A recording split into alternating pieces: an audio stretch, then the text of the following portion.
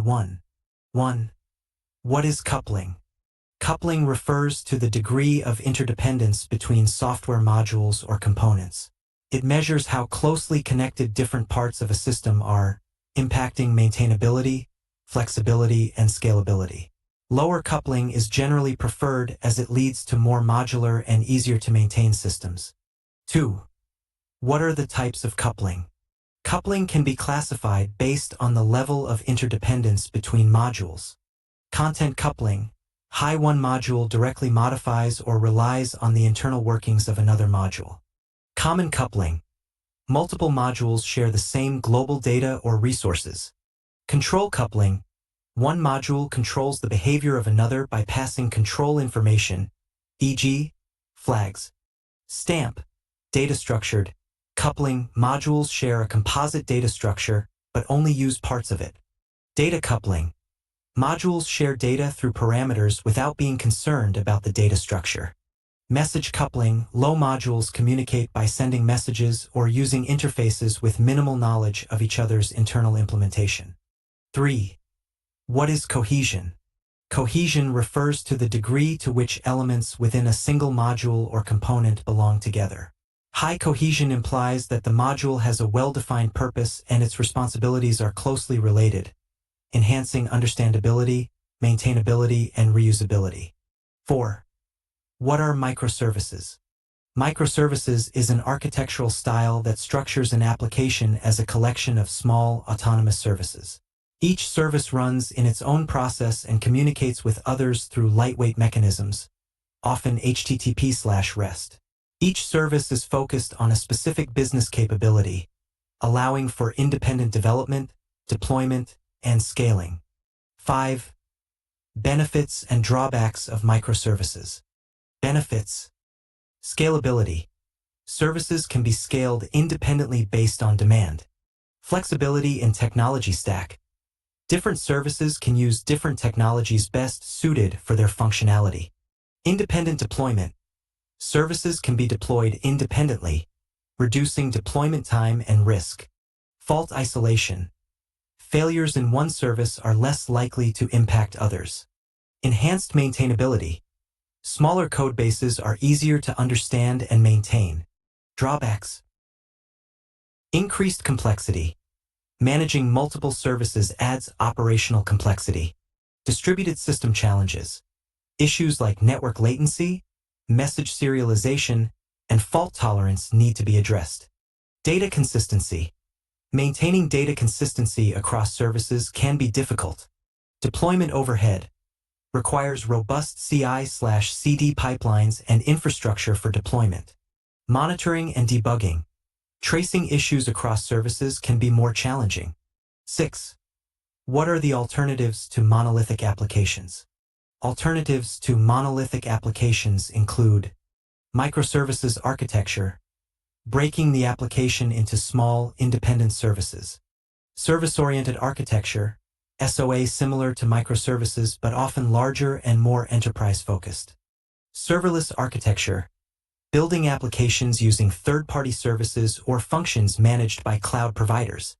Modular monoliths, structuring the monolith with clear module boundaries while maintaining a single deployable unit. 7. What are the benefits of microservice architecture? Independent development. Teams can develop services independently, speeding up development. Scalability. Services can be scaled individually based on their specific needs. Flexibility in technology choices. Each service can use the most appropriate technology stack. Resilience. Failures are contained within individual services, enhancing overall system resilience. Faster time to market. Smaller, manageable codebases allow for quicker updates and feature releases. 8. What are the drawbacks of microservice architecture? Operational complexity. Managing multiple services increases operational overhead. Inter-service communication. Requires efficient communication mechanisms and handling of network issues. Data management complexity. Ensuring data consistency across services can be challenging. Testing complexity. Testing interactions between multiple services is more complex. Higher initial costs. requires investment in infrastructure, tooling, and skilled personnel. 9. How do microservices relate to the business? Microservices align closely with business capabilities by structuring the application around discrete business functions or domains. This alignment allows business agility. Teams can focus on specific business areas, enabling faster responses to business changes. Ownership and accountability. Each service can have dedicated teams responsible for their development and maintenance. Scalability with business growth. Services can be scaled based on the importance or usage patterns of business functions. Independent deployment. Business features can be developed and deployed without affecting the entire system. 10. Name some of the design patterns and the tools used in developing microservices. Design patterns. API gateway. Single entry point for client requests. Circuit breaker. Prevents cascading failures by monitoring service calls and stopping calls to failing services. Service registry and discovery. Maintains a list of available services and their instances.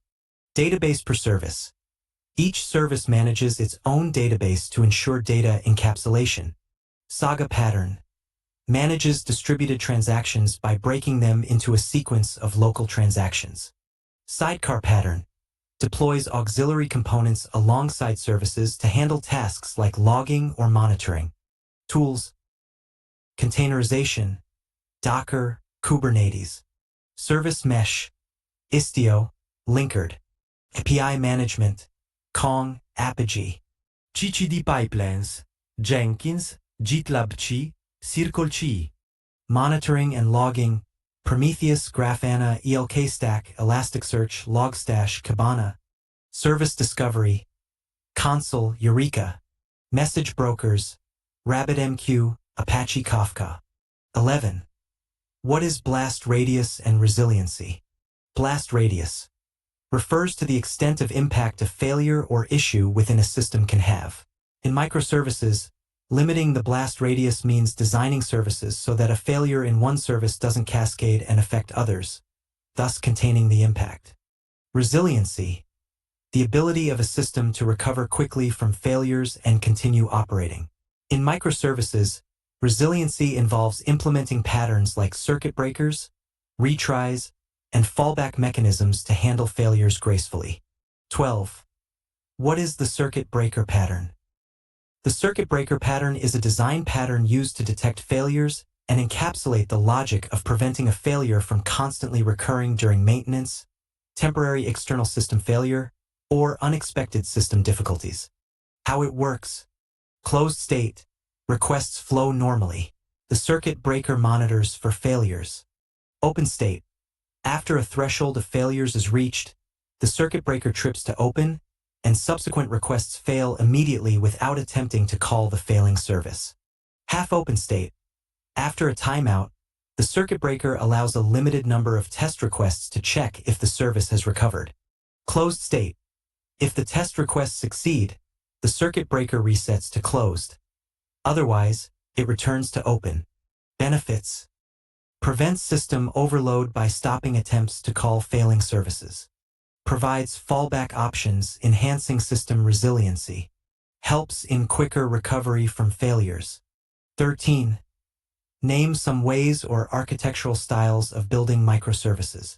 API-based microservices. Services communicate through APIs, typically RESTful APIs. Event-driven architecture. Services communicate by producing and consuming events, often using message brokers. Reactive microservices. Emphasizes responsive, resilient, elastic, and message-driven systems. Serverless microservices. Utilizes serverless functions, e.g., AWS Lambda, for microservice components. Domain-driven design. DDD organizes services around business domains and bounded contexts. Hexagonal architecture. Ports and adapters ensure services are decoupled from external systems through defined interfaces. 14. On whiteboard, draw a system based on microservice architecture. As a text-based assistant, I can't draw, but I can describe a typical microservices architecture. Clients. Web, mobile, or other client applications. API gateway, single entry point handling client requests, routing them to appropriate services. Microservices, multiple independent services, each responsible for a specific business function. Service registry, keeps track of available service instances for discovery. Message broker, facilitates asynchronous communication between services.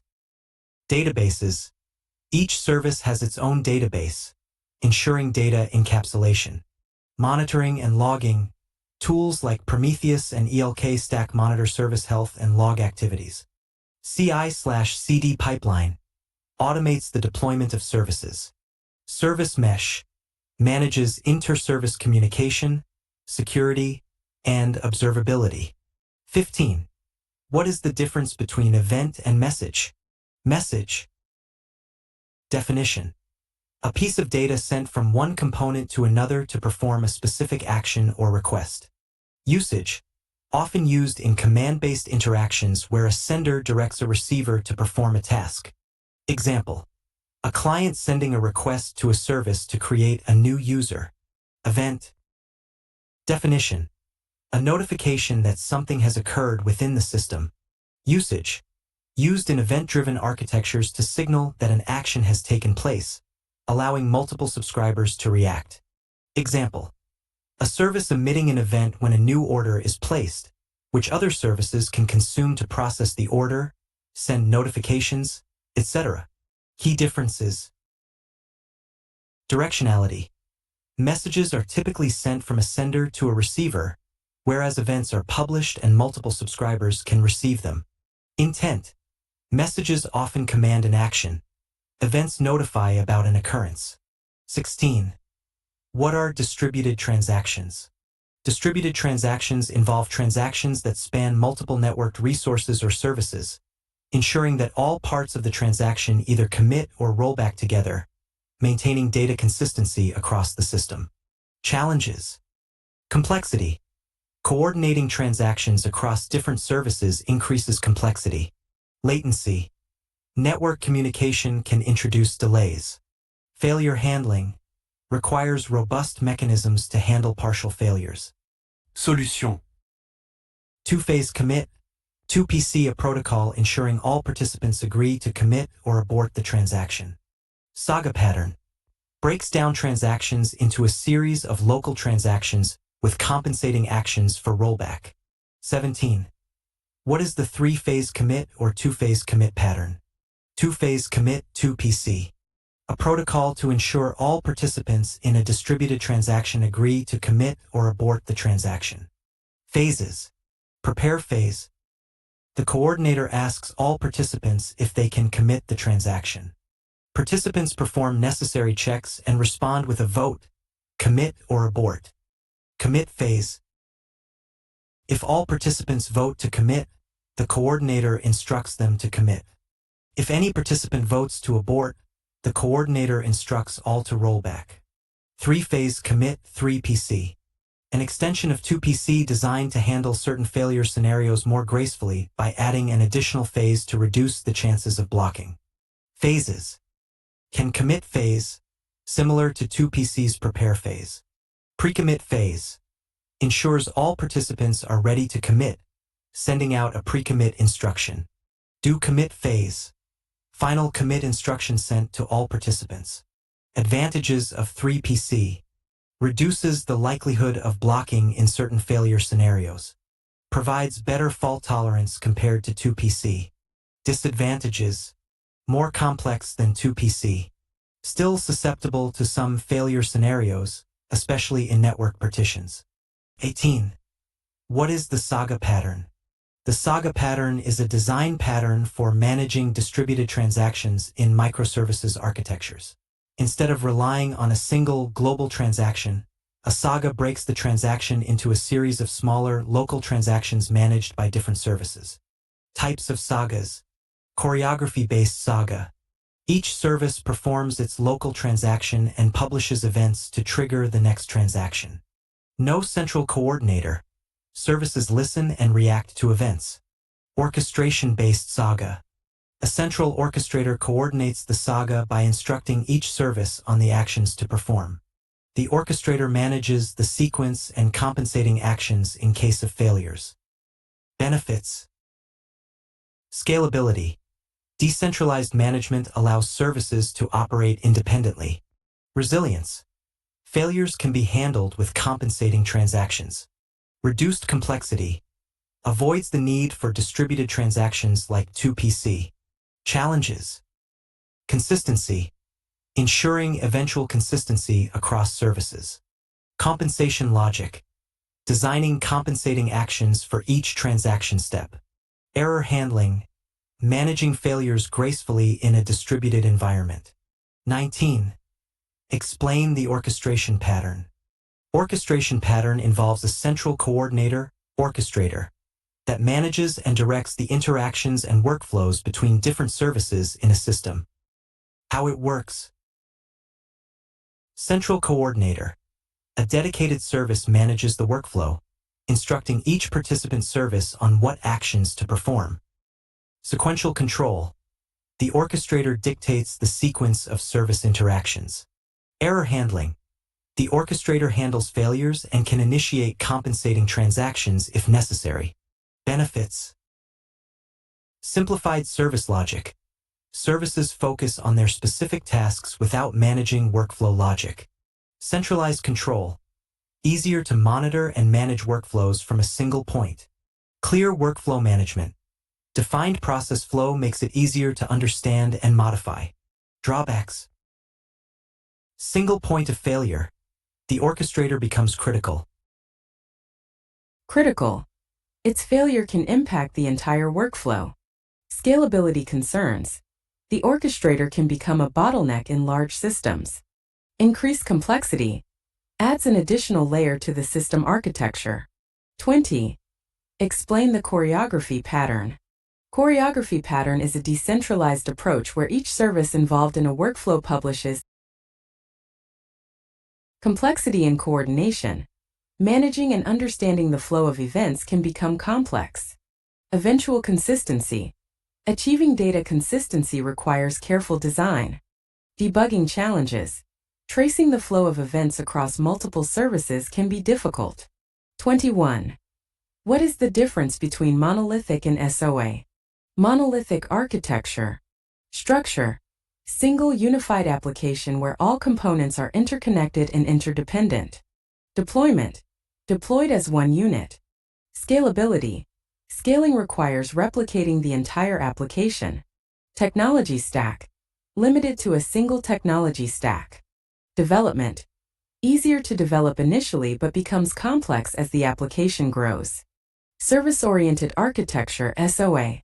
Structure. Collection of loosely coupled, reusable services that communicate over a network. Deployment. Services are deployed independently.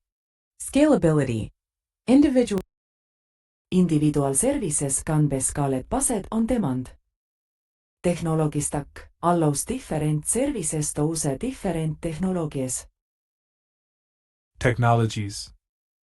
Development promotes reuse and flexibility, suitable for large, enterprise-level applications. Key differences. Granularity. SOE typically has larger, more coarse-grained services compared to the fine-grained services in microservices. Communication. SOE often uses Enterprise Service Bus, ESB, for communication, whereas microservices prefer lightweight communication mechanisms like REST or messaging queues. Governance. SOA emphasizes governance and standards, which can introduce more complexity compared to the more decentralized approach of microservices. 22. What is bounded context? Bounded context is a concept from domain-driven design (DDD) that defines a specific boundary within which a particular model is defined and applicable. It ensures that terms, entities, and rules are consistent within that boundary, avoiding ambiguity and conflicts across different parts of a system. Importance in microservices. Service boundaries helps in defining clear boundaries for microservices, ensuring each service has a well-defined responsibility. Language consistency ensures that the terminology and models used within a service are consistent and don't clash with other services. Decoupling promotes loose language consistency ensures that the terminology and models used within a service are consistent and don't clash with other services. Decoupling promotes loose coupling by encapsulating the internal model within the bounded context. Example: in an e-commerce system, order in the sales context might have different attributes and behaviors compared to order in the shipping context. Each bounded context handles its version of order independently. 23. Explain how independent microservices communicate with each other. Microservices can communicate using various methods, primarily categorized into synchronous and asynchronous communication. 1. Synchronous communication. HTTP/REST services communicate via HTTP requests, often using RESTful APIs. Pros: simple, widely supported, easy to implement. Cons: tight coupling, potential for increased latency and failure propagation. gRPC, a high-performance, open-source RPC framework that uses protocol buffers. Pros: efficient, supports multiple languages, strong typing. Cons: more complex setup compared to REST. 2. Asynchronous communication. Message brokers, services communicate by sending messages through brokers like RabbitMQ, Apache Kafka, or AWS SNS/SQS. Pros: loose coupling, better resilience, improved scalability. Cons: more complex to implement, requires handling message delivery guarantees. Event-driven architecture, services publish and subscribe to events. Pros: decoupled services, scalable, real-time processing. Cons: eventual consistency, complexity in managing event flows. 3. Other methods. GraphQL allows clients to query multiple services in a single request. Pros: flexible querying, reduces overfetching. Cons: can become complex with multiple services. WebSockets, for real-time, bidirectional communication. Pros: real-time updates, efficient for certain use cases. Cons: more resource-intensive, complex state management. Best practices. Choose the right communication style, based on the use case, performance requirements, and team expertise. Handle failures gracefully, implement retries, circuit breakers, and fallbacks. Ensure security, use authentication and authorization mechanisms for inter-service communication. Monitor and log, track communication patterns and performance for troubleshooting. 24. Explain CDC, change data capture.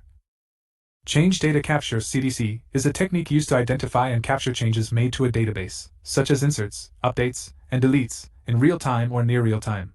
These changes are then propagated to other systems or services for processing. How CDC works. Change detection, monitor database logs or use triggers to detect changes. Change capture, extract the change data along with metadata like timestamps and operation types. Change delivery, stream the captured changes to target systems, such as data warehouses, caches, or other microservices. Benefits. Real-time data synchronization keeps data consistent across systems with minimal latency. Decoupled architecture allows systems to react to data changes without tight coupling. Scalability efficiently handles high volumes of data changes. Tools and technologies. Debezium, an open-source CDC platform that supports various databases. AWS DMS Database Migration Service supports CDC for migrating and replicating data. Oracle Golden Gate, enterprise-grade CDC solution for Oracle databases. Apache Kafka Connect, used with connectors like Debezium for streaming changes. Use cases.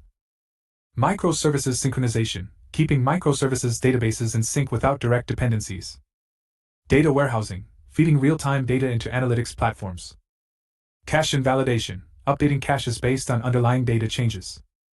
25. What is the client certificate? A client certificate is a digital certificate used to authenticate a client, such as a user, device, or application, to a server or service. It is part of the SSL/TLS protocol and is used in mutual TLS, MTLS, to provide both server and client authentication. Components. Public key, used by the server to verify the client's identity. Private key, kept secret by the client, and used to establish secure communication. Certificate authority (CA) signature validates the authenticity of the certificate. Usage in microservices. Mutual TLS, MTLS both client and server authenticate each other using their respective certificates, enhancing security.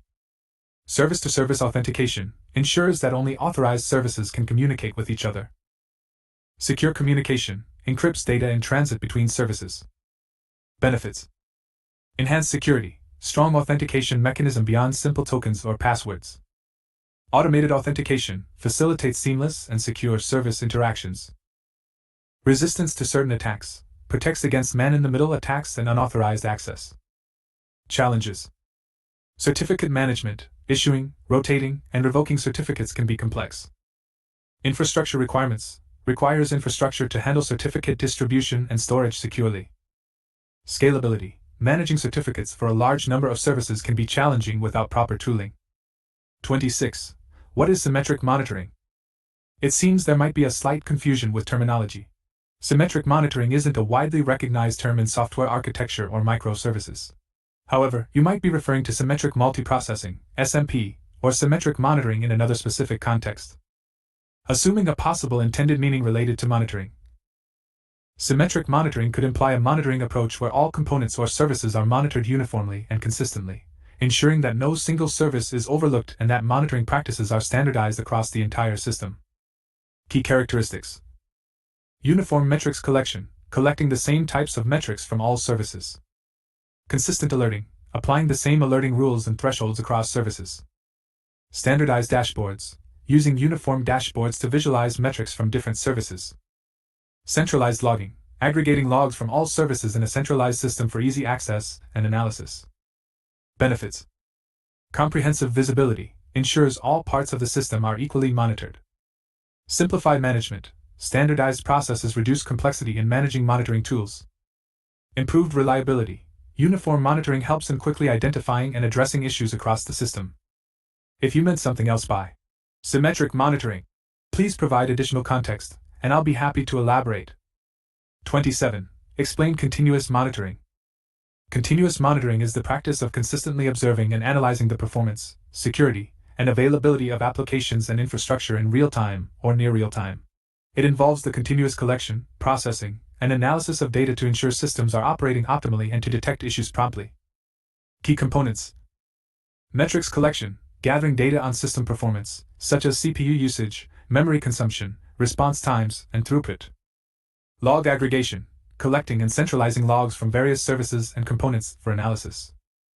Alerting systems, setting up notifications for when certain thresholds or anomalies are detected. Visualization dashboards, providing real-time views of system health and performance through tools like Grafana or Kibana. Security monitoring, continuously scanning for vulnerabilities, unauthorized access, and other security threats. Benefits. Proactive issue detection, identifies problems before they escalate into major incidents. Improved reliability, ensures systems are performing as expected, enhancing overall reliability.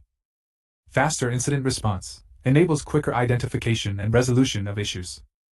Enhanced security, continuous monitoring helps in detecting and responding to security threats promptly. Data-driven decisions, provides insights for optimizing performance and planning capacity. Tools and technologies. Prometheus, for metrics collection and alerting. Grafana, for visualization dashboards. ELK Stack, Elasticsearch, Logstash, Kibana for log aggregation and analysis. Datadog, New Relic, Dynatrace, comprehensive monitoring platforms. Splunk, for log management and security monitoring. Best practices. Define key metrics, identify and monitor metrics that are critical to your system's performance and reliability. Set appropriate thresholds, configure alerting thresholds to minimize false positives and ensure meaningful alerts. Automate responses, implement automated remediation for certain types of alerts to reduce downtime. Regularly review monitoring strategies, continuously improve monitoring practices based on evolving system requirements and incident learnings. Ensure scalability, use monitoring tools that can scale with your system's growth and complexity. 28. Explain OAuth. OAuth is an open standard.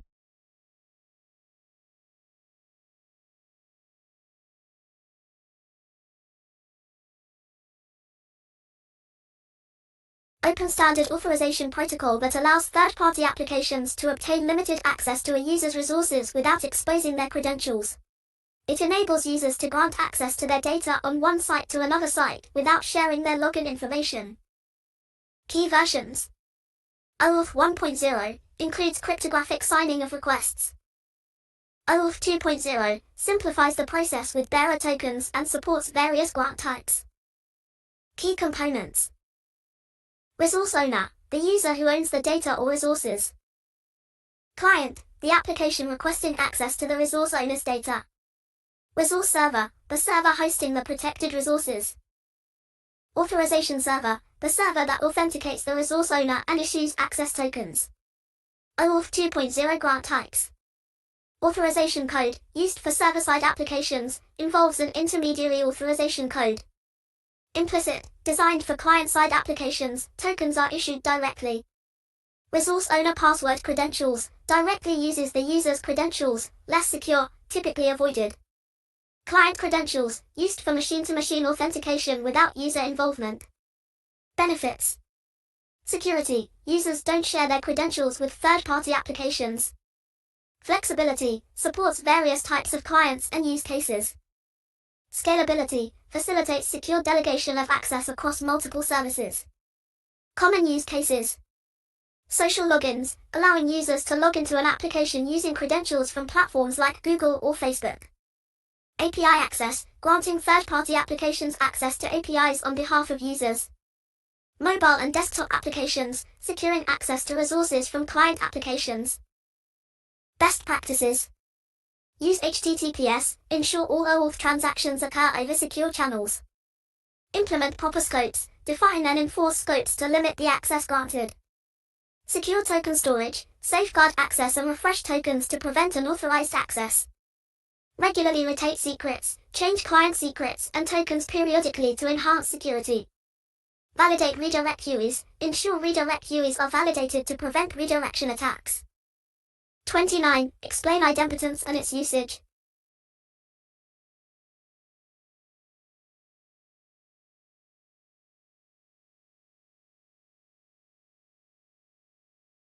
Usage. Idempotence is a property of operations where performing the same action multiple times has the same effect as performing it once. In other words, an idempotent operation can be repeated without changing the result beyond the initial application. Importance in microservices. Reliability. Ensures that repeated requests due to retries or network issues do not lead to inconsistent states. Safety. Prevents unintended side effects from duplicate operations. Scalability. Facilitates safe scaling and load balancing by allowing multiple attempts without adverse effects. Usage exemple. HTTP methods. Get, put, delete are designed to be idempotent. Post, typically not idempotent, as it usually creates new resources. API design. Idempotent endpoints. Designing APIs where repeated requests yield the same result, such as updating a resource to a specific state. Unique request identifiers. Using unique IDs to track and prevent duplicate processing of requests. Retry mechanisms. Safe retries. Allowing clients to retry operations without fearing duplicate side effects. Implementing idempotence. Unique idempotency keys. Clients provide a unique key with each request, and the server ensures that the operation associated with that key is executed only once. State checks. Before performing an operation, the service checks the current state to determine if the operation has already been applied. Idempotent operations. Designing operations that naturally meet idempotency requirements, such as setting a value rather than incrementing. Benefits. Enhanced reliability. Reduces the risk of duplicate operations affecting system integrity. Simplified error handling. Makes it easier to handle transient failures and retries without complex logic. Improved user experience. Prevents users from experiencing inconsistent states due to duplicate actions. 30. What is service discovery? Service discovery is a mechanism that allows services within a microservices architecture to find and communicate with each other dynamically. It automates the detection of network locations, e.g. IP addresses and ports, of service instances. Types of service discovery. Client-side discovery. Process. The client queries a service registry to obtain the network location of the service it wants to communicate with. Example tools. Netflix Eureka Console. Pros. Simpler infrastructure. Clients have more control. Cons. Clients need to handle load balancing and failover logic. Server-side discovery. Process. Clients send requests to a load balancer or API gateway, which queries the service registry and forwards the request to an appropriate service instance. Example tools. HAProxy and Jinx Envoy. Pros. Simplifies client logic, centralized load balancing. Cons. Potential bottleneck at the load balancer, less flexibility for clients. Service registry. A centralized database where service instances register themselves and update their status. It holds information about service names, instances, locations, and metadata. Benefits of service discovery. Dynamic scaling. Easily accommodates adding or removing service instances based on demand. Resilience. Automatically routes traffic away from unhealthy or failed instances. Flexibility. Supports environments with dynamic IP addresses and container orchestration platforms like Kubernetes. Popular service discovery tools. Console. Offers service discovery, health checking, and key value storage. Eureka. Developed by Netflix, used primarily in AWS environments. Zookeeper. Originally developed for distributed coordination, can be used for service discovery. ECT. A distributed key value store used in Kubernetes for service discovery and configuration. Best practices. Health checks. Regularly verify the health of service instances to ensure accurate service registry data. Security. Secure service registry access to prevent unauthorized service registration or queries. Scalability. Ensure the service discovery mechanism can scale with the number of services and instances. Consistency. Maintain consistency in service registry data to prevent routing issues. 31. 31. What is the sidecar pattern? The sidecar pattern is a design pattern used in microservices architectures where a secondary process, the sidecar, runs alongside a primary service within the same deployment unit, e.g., container. The sidecar handles auxiliary tasks, allowing the primary service to focus solely on its core functionality. Common uses. Service mesh components, handling service-to-service communication, load balancing and security, e.g., Envoy as a sidecar proxy in Istio. Logging and monitoring, collecting and forwarding logs or metrics from the primary service. Configuration management, managing configuration updates and secrets for the primary service. Data synchronization, handling data replication or caching for the primary service. Benefits. Separation of concerns, isolates auxiliary functionalities from the main service logic. Reusability, sidecar components can be reused across multiple services. Independent scaling, sidecars can be scaled independently if needed. Simplified development, developers can focus on core service functionality without worrying about auxiliary tasks. Implementation considerations. Resource allocation, ensure that the sidecar does not consume excessive resources, impacting the primary service. Communication, establish efficient communication mechanisms between the sidecar and the primary service, often through inter-process communication or shared volumes. Lifecycle management, manage the lifecycle of sidecars alongside their primary services to ensure synchronized startup and shutdown. Security, secure the communication between sidecar and primary service to prevent potential vulnerabilities. Examples. Istio Service Mesh, uses Envoy as a sidecar proxy to manage traffic between services. Logging agents, Fluent or Logstash running as sidecars to collect and forward logs. Security agents, tools like HashiCorp Vault Agent running as sidecars to manage secrets.